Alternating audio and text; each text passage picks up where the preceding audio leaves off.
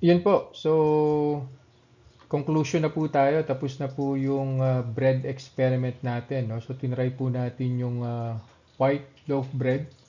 Nag-try din po tayo ng pandesal and nag-try din po tayo ng whole wheat bread. So, ito po yung resulta. So, inuna po natin yung white bread. Again, lahat po yan nilagyan ko po ng palaman na liver spread para may lasa naman po kahit papano. So, white bread po yung inuna po natin sa experiment, no? Started with 111 na blood sugar level. Then after an hour, went up to 191.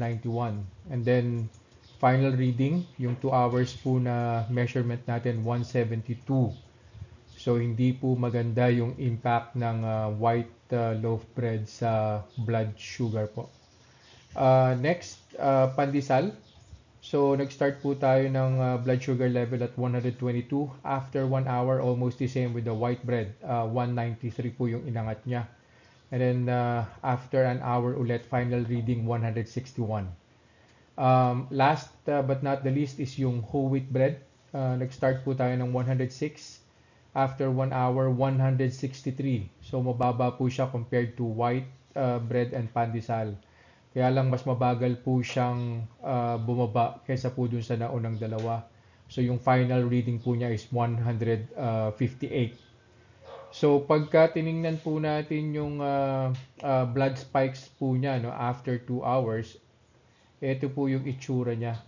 So si white bread plus 61, pandesal plus 39, and wheat bread plus 52. So hindi ko po mai-recommend kahit alin po sa kanilang tatlo because lahat po sila lumampas dun sa threshold natin na 140 and below. Plus the fact that this only proves yung research and articles na nabasa ko, no, na double black eye ka sa bread. Kasi meron na siyang carbohydrates, yung carbs, tapos meron pang sugar na kasama. So yeah, I won't recommend any of the three. Siguro in the future, we'll try to look for bread. Meron po kasing nabanggit in one of the articles na sourdough. So that's something that I'm looking for here sa Philippines. Kung available po siya, I'll purchase and we'll see kung ano po yung magiging spike sa blood sugar. So see you guys in the next vlog. Bye!